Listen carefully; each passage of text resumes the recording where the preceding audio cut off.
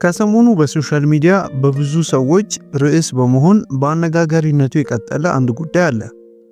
በዚህም ጉዳይ የራስን ሐሳብ አጋራን ብላችሁ አንዳንድ ሰዎች በውስጥ መስመር እያወራችሁኝ ነው ያላችሁት። በቅድሚያ እንደዚህ ጊዜ ሰጣችሁ የኔን ሐሳብ ስለጠየቃችሁኝ በጣም ከልቤ አመሰግናለሁ። እና እውነታውን አብረን ለመረዳት እንሞክር እስቲ። ሐሳቡን በደንብ ለመረዳት ሙሉ ቪዲዮን ተመልክቻለሁ። ያንን ካላያችሁት በአጭሩ አጨቃጫቂ የሆኑትን ጉዳዮች በዚህ መልኩ ላሳያችሁ እስቲ። አባት የሌለበት ቤት ወደድክም ጠላህም ጋጠ ወጥነት መስፈኑም አይቀር። ልጆቻቸውን አባትም እናትም ሆነው ያሳደጉ ጀግና ሴቶች የሴት ልጅ ብለን አሁን በቀኛው ላይ በመጀመሪያ ኮሜንት ሴክሽን መታችሁ ሁሉንም ለምን አታዩ ለምትሉ ሰዎች ሙሉ ፖድካስቱን አይቼ ነው የመጣሁት። አንዳንድ ሚዲያዎች ግን ለእንደዚህ አይነት ኃላፊነት ለጎደለው ሰው ማይክ መስጠት አቆሙ ባካችሁ። ምክንያቱም ይኸውላችሁ ምላስ አጥንት የለውም ግን አጥንት ይሰብራል። አባት የሌለበት ቤት ጋጠ ወጥነት ግዴታ ነው ካልሽ በኋላ ለምሳሌ እኔ መውሰድ ትችላለህ ብለሽ ራስሽን እንደ ምስክር ብታቀርቢ ኖሮ አምንሽ ነበር። ከዚሁ በጣም ጋጠ ወጥ እንደ ስድብ ማህበረሰቡ የሚጠቀምበት የነበረውን ነገር ብዙ መጣል አለብን ብዬ አላስብም። ድሮ ለቃላቴ በጣም ይቅርታ፣ ማህበረሰቡ የሴት ልጅ የሚለው ልጅ ነበር የሴት ልጅ። እኔም እንግዲህ ለቃላት አጠቃቀሚ በጣም ይቅርታ፣ በዘመኔ እንዳንቺ አይነት አለት አይቻላቅ። አንድ ሴት ልጅ በጣም በተማረች ቁጥር በጣም አሮጋንት የምትሆን ጥቂቱ በላይ ባትማር ደስተኛ ነኝ። እኔ ማስተርሴን ተምሬ ያውቀዋለሁ። ሳይካትሪስት ቢያይሽ ቲጂ ፐርስፔክቲቭ የአእምሮ እክል ይታይብሻል። እንደተመለከታችሁት ነው እሷን በመቃወም ብዙዎች የሰጡትን ሐሳብ ነው ተቀነጫጭቦ ያሳየዋችሁ እንጂ እሷን ደግፈውም የተከራከሩም አሉ ደግሞ። ታዲያ እኔ I don't comment on people that I don't speak to። በቅድሚያ ልነግራችሁን ፈልገው ስለማላወራው ሰው ኮሜንት መስጠት አልችልም። ነገር ግን ስለ አይዲዮሎጂው ማውራት ችግር የለውም፣ ወይም ስለተነሳው ሐሳብ በጋራ መወያየት እንችላለን። ካነሳቻቸውና በጣም አከራካሪ ከነበሩ ሐሳቦች መካከል የመጀመሪያው መከራከሪያ ሐሳብ የነበረው አባት የሌለበት ቤት ጋጠ ወጥነት ይሰፍራል የሚለው ነው። ሁለተኛው ደግሞ ሴት ልጅ ብዙ በተማረች ቁጥር አሮጋንት ትሆናለች የሚለው ነው። አሮጋንት ማለት ያው እብሪተኝነት ማለት ነው፣ ወይም ከሌሎች ሁሉ የተሻልኩና ጠቃሚ ነኝ ብሎ በማሰብ ሌሎች ሰዎችን ማሳነስ ማለት ነው። አሮጋንት ማለት እኔ ብቻ የበላይ ነኝ ማለት ነው። ታዲያ ይህንን ሐሳብ በአራት ነጥብ አልደመደመችውም። እሷም ሶበር የሆኑ አሉ ብላለች፣ ወይም በመጠኑ ብቻ የሚያራምዱት በራስ መተማመን ያላቸው ሴቶች ሊኖሩ ይችላሉ ብላለች። ነገር ግን በአጠቃላይ ሴቶች በትምህርታቸው ይበልጥ አድቫንስድ በሆኑ ቁጥር ወይም በትምህርታቸው ይበልጥ ከፍ ያለ ደረጃ ላይ በደረሱ ቁጥር አሮጋንት ይሆናሉ የሚል ነው ሐሳቧ። ታዲያ እነዚህን ሁለት ሐሳቦች ከመመልከታችንና ትክክለኛውን ትንታኔና መሬት ላይ ያለውን እውነታ ከማረጋገጣችን በፊት አንድ በጣም ቆንጆ ቪዲዮ ልጋብዛችሁና ተመልከቱት እስቲ። እዚህ ቦታ ላይ ስለ እማማ ጤንፈለሽ ድንበሩ የግድ ማውራት ያለብኝ ይመስለኛል። እማማ ጤንፈለሽ ድንበሩ በአሁኑ ሰዓት አዲስ አበባ ተመልሰዋል። ቀደም ብሎ አሜሪካን ሀገር ከሶስት ልጆቻቸው ጋር ነበር የሚኖሩት። እማማ ጤንፈለሽ ድንበሩ መቀርቀሪያ ይዘው ነው ልጆቻቸውን በር ላይ የሚጠብቁት። ማታ ከትምህርት ቤት ሲመጡ 12 ሰዓት ሆነ በር ይዘጋል። ያዙ ይልቀቁኝ ነው። በእኛ ስነ ልቦና አስተሳሰቡት ትክክል ነው። መሰደብ የለባቸው፣ ክብራቸውን መጠበቅ አለባቸው። የሙት ልጆች ናቸው። ስለዚህም ለወግ ለማዕረግ ማብቃት ስለነበረባቸው የመጨረሻውን ጥረት አደረጉ። በሚደንቅ መልኩ የመጀመሪያ ልጇቸው ከምትወደው ልጅ ጋር ተፋቀረች፣ በወግ ተጠየቀች፣ በወግ እንድትዳር ሆነች። ጊዜው አጋጣሚ ሁኔታ ፈቀደና ደግሞ አሜሪካ ገባች። ታናናሾቿን ጠርታ አሜሪካን ገቡ ሁሉ። አሁን ሴቶች ይህንን ሲያዩ ኢትዮጵያ ውስጥ በጣም እንደተጨቆኑ ይሰማቸው። የእማማ ጤንፈለሽ ድንበሩ ልጆች አንድ ቀን ሲዋሉ አንቺ እኮ ታያለሽ እኔ ስትቆነጥጭኝ እንዴ አርገሽ ተንጫጩባች። የማትራው የአርቲ ቡርቲያችሁን እንግዲህ ትልቅ ነገር አርጋችሁ ለሴት ምናምን ሲባል ተአምር የፈጠራችሁ መስሏችሁ ነው አንቺ አሏት። ወደ ታላቋ እየተረቆሙ ያንቺ ጓደኛ እገሊት 6 ወልዳ 4 ሞቶባት ባሏ ሞቶባት ጡቷ ተንጠጥሎ ያንቺ አይደለም የኔን እኮ ያለም ታክለው አጠፍጥፋር ላይ ሞተችው። አንቺስ ሁለተኛዋ ጓደኛሽ እገሊት ስታስወርዳት ላይ ሞተችው። አንቺስ በአሁኑ ሰዓት አዲስ አበባ ሄደሽ ፒያሳ ቸርቸር ጎዳና ቁልቁለቱ ያብታይ ጓደኛሽ ጭኗን አጋልጣ የመንገድ ላይ ሴተኛ ዳር ያለችም ከዚህ ተከላክዬ እዚህ ያደረስኳችሁ ይህ የምትኮሩበት ይህ የምትሟገቱበት ባህል ጋር ያደረስኳችሁ እኔ ጤንፈለሽ ነኝ እና እኔን ትናገሩኛላችሁ? ነገ ወደ ሀገር የሸኙኝ አገር እኮ አለኝ። እናንተ የምትኮሩበትና ለአጫችሁን የምታዝረበረቡለት ስልጣኔ ምን ያህል እንደምንቀው አሳያችኋለሁ። ልጆቹ ቆም ብሎ ሲያስቡ ትክክል ናቸው። ሴትዮዋ እንደዛ አድርገው ልጆቻቸውን ባይከላከሉ ኖሮ እንደ ጓደኞቻቸው ተንጠባጥበው ይወድቁ ነበር። ይህ ቪዲዮ ለምን እንዳሳየዋችሁ አሁን በግልጽ ይገባችኋል። አንዱ መከራከሪያ ሐሳብ አባት የሌለበት ቤት ጋጠ ወጥነት ይሰፍራል የሚለውን የሚያፋርስ ሐሳብ ስለሆነ ነው። ምክንያቱም ችግርና ችጋር ቤታቸውን ደጋግሞ እያንኳኳባቸው እንኳን ልጆቻቸውን ከአባት በላይ ተከላክለውና ጠብቀው የሚያሳድጉና ለጥሩ ቦታ የሚያደርሱ እንደ ማማ ጠንፌለሽ ድንበሩ አይነት በጣም ብዙ አንበሳ የሆኑ ሴቶች እናቶች አሉ። አንድ መሳሳት የሌለብን ነገር ልጆች ቢሄቪየር ወይም ባህሪ የምንለውን ነገር የሚማሩት ቤት ውስጥ ነው። ልጆች ቤተሰቦቻቸውን ከሚሏቸው ነገር በላይ ቤተሰቦቻቸው ሲሰሩ ያዩትን ነገር ነው ደግሞ የሚሰሩት።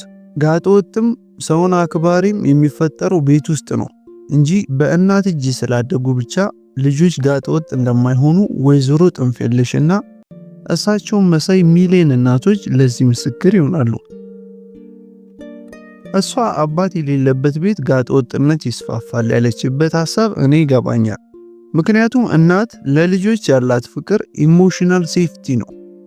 አባት ደግሞ ለልጆች ያለው ፍቅር ዲሲፕሊነሪ ነው ወይም ደግሞ ስነ ስርዓታዊ ፍቅር ነው።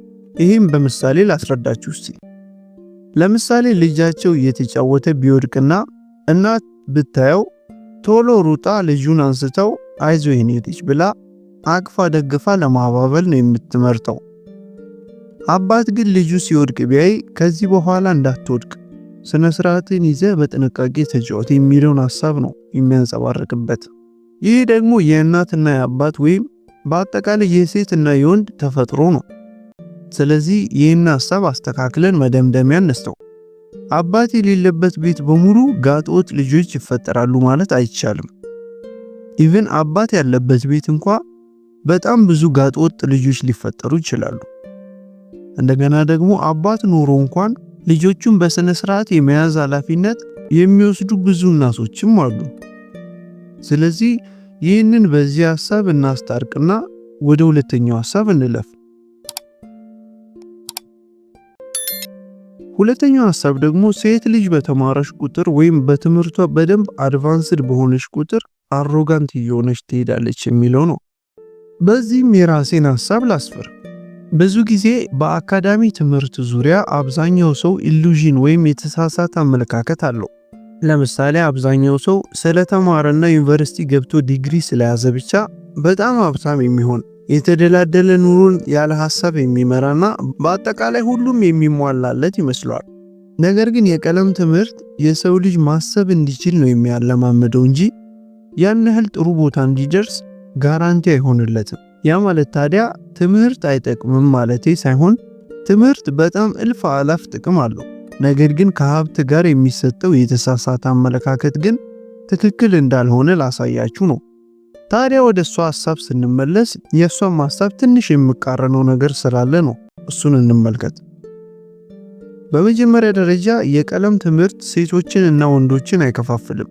የሚከፋፍላቸው ያላቸው ዕውቀት እና ደረጃቸው ነው። ትምህርት ሴት ልጅን አሮጋንት አያደርጋትም።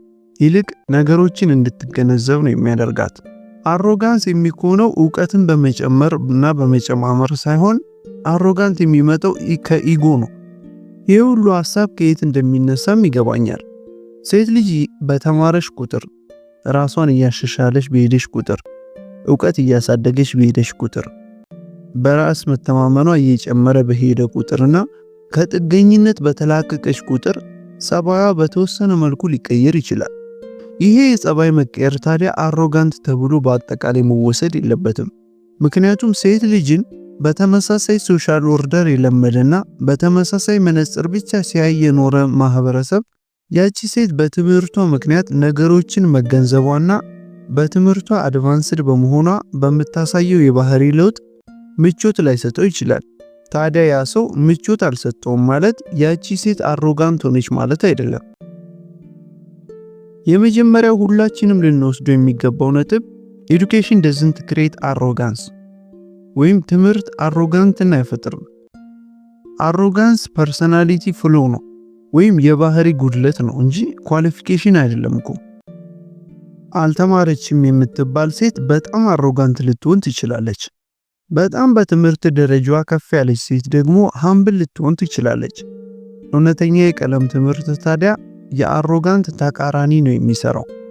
እውነተኛ ትምህርትን እየተማረና እየተረዳ ሄደ ሰው እንደውም በጣም ትንሽ ዕውቀት እንዳለውና በጣም መማር ያለበት ብዙ ነገር እንደሚቀረው ነው የሚረዳው እንጂ ከሁሉም የበላይ ልሁን ወይም አሮጋንት ልሁን አይልም።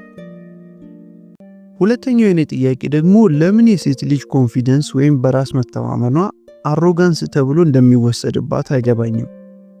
ምክንያቱም ወንድ ልጅ መብቱንና በራስ መተማመኑን ተጠቅሞ በሚያወራ ጊዜ ጠንካራና ኢንተሊጀንት ብልህ ተብሎ ይወሰዳል። ነገር ግን ያንን ተመሳሳይ ነገር ሴት ስታደርገው አሮጋንት ወይም ዲስሪስፔክትፉል ተደርጎ ይቆጠርባታል። ይህ የሚያሳየው ችግሩ ትምህርቱ ሳይሆን ማህበረሰቡ የሴት ልጅን ኮንፊደንስ የሚተረጉምበት መንገድ ነው።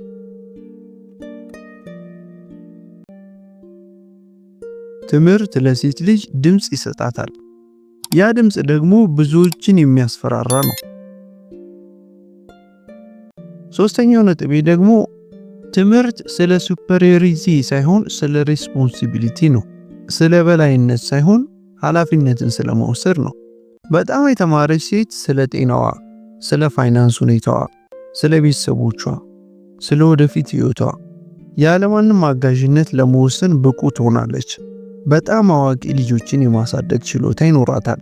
ከራሷና ከቤተሰቦቿ አልፋም በማህበረሰቡ ላይ ጉልህ አስተዋጽኦ የማድረግ ትልቅ ችሎታ ታዳብራለች።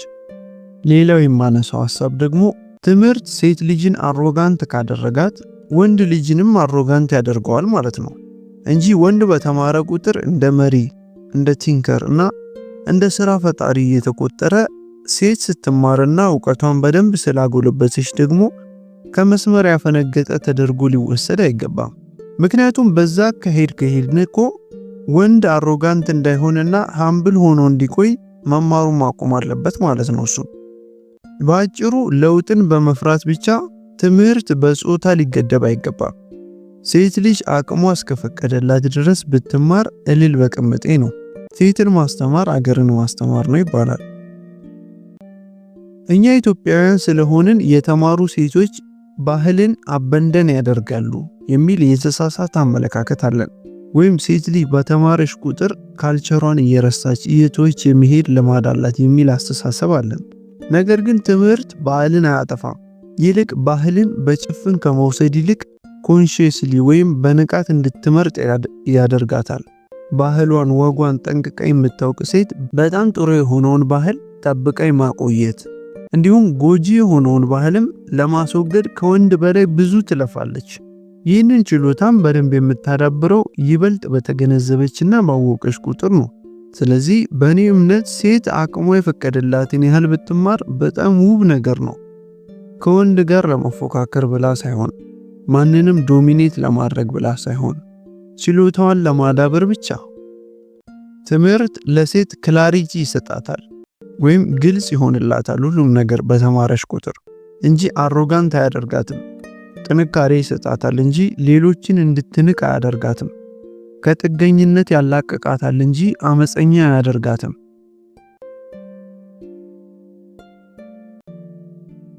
ከዚህም በተጨማሪ ሴት ልጅ በተማረች ቁጥር ከምታገኛቸው በጣም ብዙ ጥቅሞች መካከል አምስቱን እንመልከት እስቲ።